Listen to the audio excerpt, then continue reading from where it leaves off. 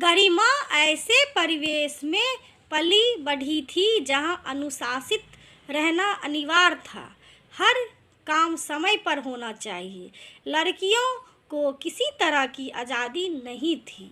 जब गरिमा कॉलेज जाती तभी थोड़ी खुश रहती। उसके मम्मी पापा के सख्त व्यवहार के कारण उसके दोस्त भी जल्दी नहीं आते थे और गरिमा को तो किसी घर सिर्फ किसी खास मौके पर जाने की परमिशन थी, वे भी अपने बड़े भाई के साथ।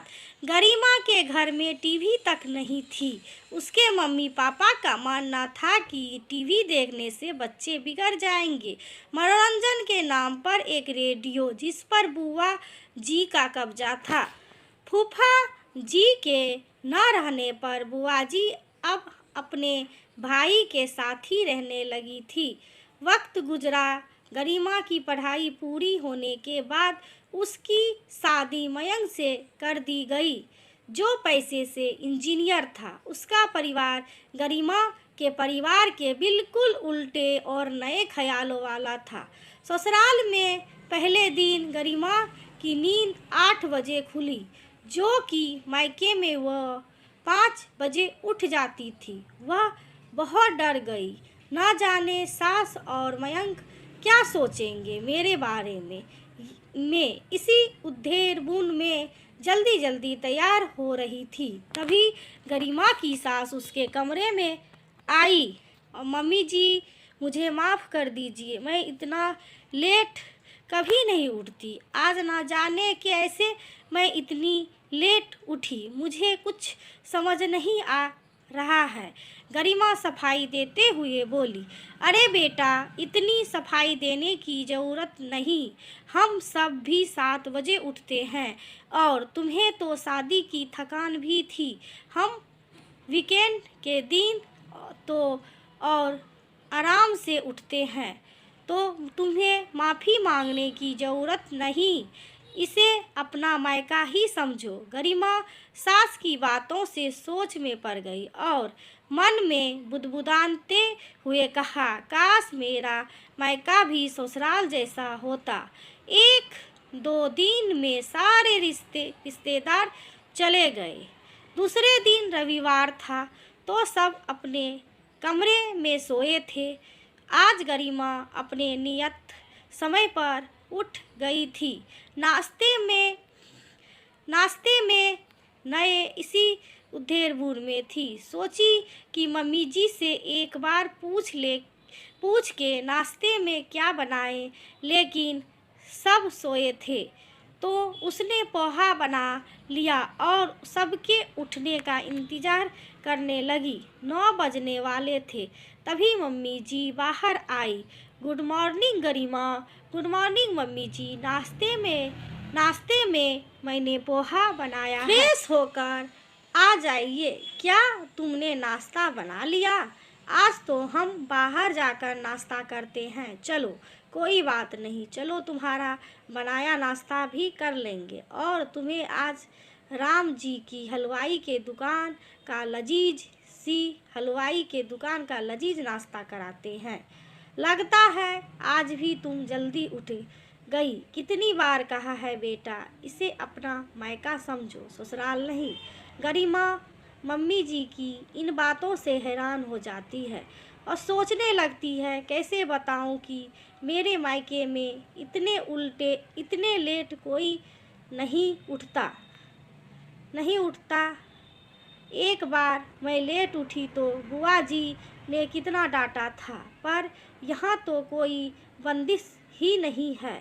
धीरे धीरे गरिमा खुलकर जीना सीख गई।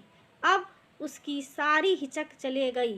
सास के रूप में ही माँ मिल गई थी। उसे मायका तो भूल ही गई थी। एक दिन उसके मायके से बुलावा आया। ना चाहते हुए भी गरिमा को जाना पड़ रहा था। खैर गई। वहाँ जाकर फिर से वही रूटीन फॉलो करना पड़ रहा था।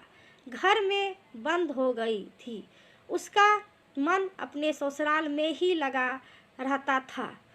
सब उससे बहुत प्यार जो करते थे। गरिमा की दोस्त रीमा उससे मिलने आई और ससुराल के बारे में पूछा तो रीमा ने कहा, मैं तो कहती हूँ कि भगवान करे हर लड़की को ऐसा ही ससुराल मिले।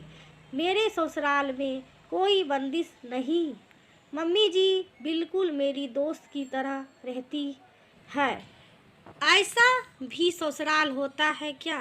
रीमा ने हैरान होते हुए कहा। मेरी दीदी तो अपने ससुराल में इतना करने के बाद भी ताना ही सुनती है। भगवान तेरे जैसा ससुराल सबको दे, क्योंकि तेरा मायका ससुराल ही था, इसलिए भगवान ने तेरा ससुराल मायका कर दिया। सदा खुश रहो। दीपावली आने वाली थी। गरिमा की बुआजी ने उसकी सास से कहा कि गरिमा को दीपावली यहीं रहने दीजिए। गरिमा यह सुनकर दुखी हो गई और उसने छुपकर अपनी सास को फ़ोन किया और कहा, मैं आप लोगों के साथ दीपावली मनाना चाहती हूँ, मुझे बुला लीजिए मम्मी जी। गरिमा की सास समझ गई कि गरिमा का वहाँ मन नहीं लग रहा है। एक सप्ताह बाद गरिमा की सास उसके मायके आई। उनको देखकर सब आश्चर्यचकित हो गए। आप अचानक पहले बताया होता तो हम आपको लेने आ जाते, गरिमा के पापा ने कहा। क्या कहे, अब गरिमा के बिना मन ही नहीं लग रहा था, तो मिलने चले आए। गरिमा सबको देखकर खुशी से फूले न समाई, लेकिन अपनी खुशी छुपाए रखा। गरिमा सब के लिए चाय नाश्ता बनाने चले गई। दरअसल बात यह है भाई साहब, हम गरिमा को लेने आए हैं। गरिमा के बिना हमारा मन ही नहीं लग रहा है और इस बार सोचा है बिना लक्ष्मी कैसी दीपावली, इसलिए हम अपनी लक्ष्मी को लेने आ गए। गरिमा की सास ने कहा, पर बहन जी, अरे पर और लेकिन छोड़िए और विदाई की तैयारी कीजिए, हम कल सुबह ही निकलेंगे। गरिमा जल्दी जल्दी अपनी पैकिंग में लग गई। आशा करती हूँ ये कहानी आप सभी को अच्छी लगी होगी। यदि अच्छी लगे तो लाइक करिए, सब्सक्राइब करिए, शेयर करिए दोस्तों। वीडियो देखने के लिए आप सभी दोस्तों का धन्यवाद। Thank you.